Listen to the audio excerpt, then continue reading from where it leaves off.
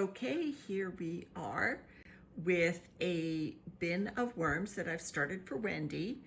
These are worms that I actually just picked out of my castings, and a lot of them are really tiny juveniles. So I've had them now for about 10 days in this bin. I started them off on not only my prepared bedding mix, but I also added the remnants of a sifted bin, which had lots of established microbes in it. So the black matter in here is probably not castings from the little juveniles that I've put in here, more likely remnants from the sifted out material that I added in to the mature bedding. There are a few mature worms in here, and when I was fluffing, I did find a few cocoons. There are 3 of them right there. So I'm preparing to take this to Wendy in a few days. Wendy has 3 garden towers that she's going to be using for these worms. So what I've done is I've saved up 3 Starbucks cups. I've put numerous holes all around them. And what I'm going to do is mix some of the bedding in with some mushy, yummy canned pumpkin. Now, normally I wouldn't use canned pumpkin for baiting worms out. I am not trying to bait the worms out. What I am trying to do is to get worms to go into one of 3 Starbucks cups or stay in the area of those 3 Starbucks cups, so that when Wendy gets this worm bin later in the week, she can just, well, she can wait her time, but she can just take out one of these Starbucks cups and plop it in its entirety into her garden towers and scoop up the bedding that is around the Starbucks cup, put it in the garden tower, and she will approximately divide up the worms in here among her 3 different bucket systems.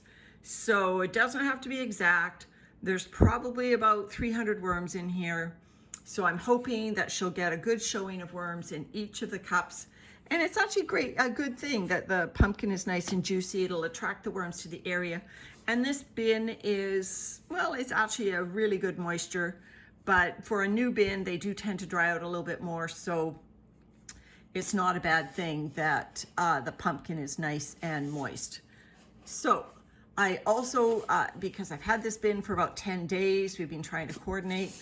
I did have like a clump of leek roots with some mushed up vegetables on it. That's gonna go into 1 cup because it's great food. So I don't want food to stay elsewhere in the bin. I actually had 2 leek roots.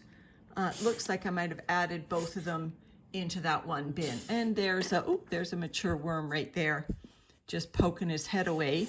So some of the worms in here are pretty darn big.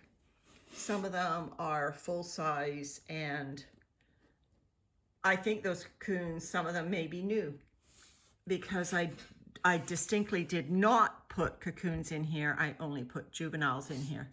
All right, so I'm just gonna take some of the bedding right from the top. There very well may be worms in here, but that doesn't matter.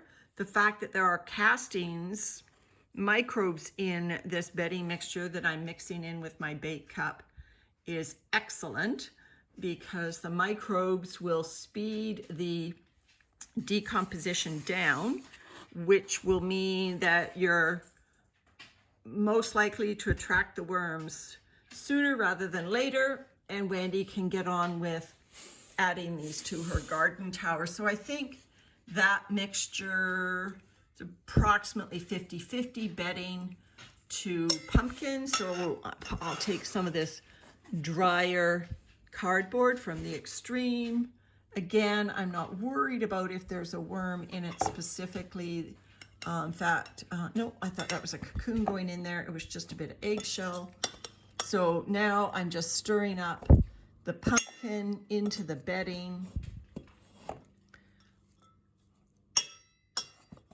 Clang, clang. There we go.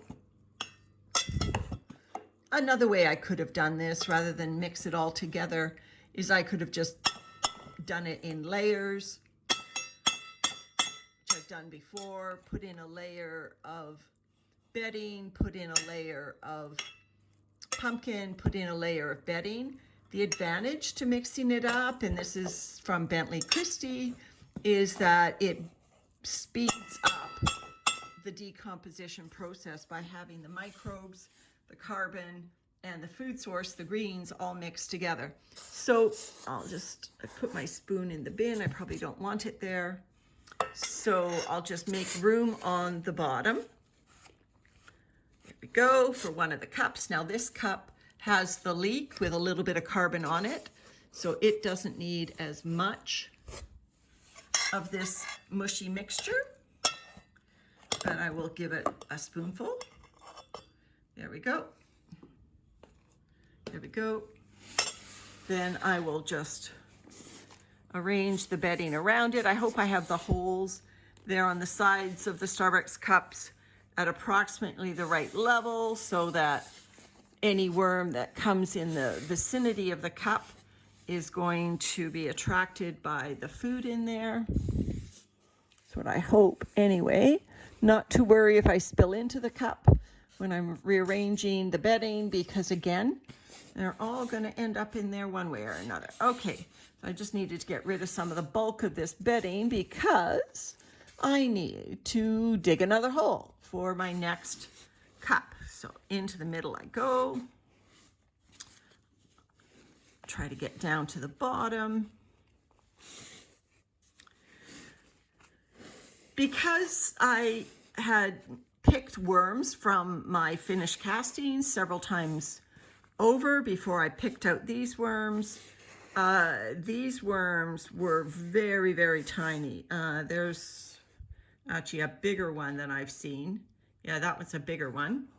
But the worms in here, and this is, 2 weeks basically, maybe after they have started being picked out, are still very small. And, I like the idea that Wendy's buckets are going to have worms that are juvenile, because that means they are going to be very well used to her garden tower systems right from the get-go, and no problems at all. I'm not sure what she has. Well, I'm sure she has a lid for her garden towers to keep other undesirable critters out. Okay, so I'm going to just divide this up between the 2 remaining cups. And if I find that I don't quite have enough material, which it looks like I'm going to run a little short, I will just add a dollop of the castings. I want the level to be approximately equal to the bedding that's going to be on both sides. Again, just so that worms crawling around will find a hole to go through rather than have to go up or down. I just don't think I want to send them on a fishing expedition. I want them to be able to, that was funny, worms on a fishing expedition. I want the worms to be able to find the bait. Okay, our last one going in now. Digging down to the bottom, moving this bedding mix away. Now, Wendy will empty all of this material into her garden towers. So all of the worms in here are going to end up in a garden tower one way or another. This bait cup is just to ensure that she gets a healthy distribution of the worms among her 3 different garden towers, because as you know, if you just went into a worm bin, the worms may very well be clustered in a single area. And, oh, there's a nice chunk of pumpkin going in. The worms may be clustered in a single area, and you try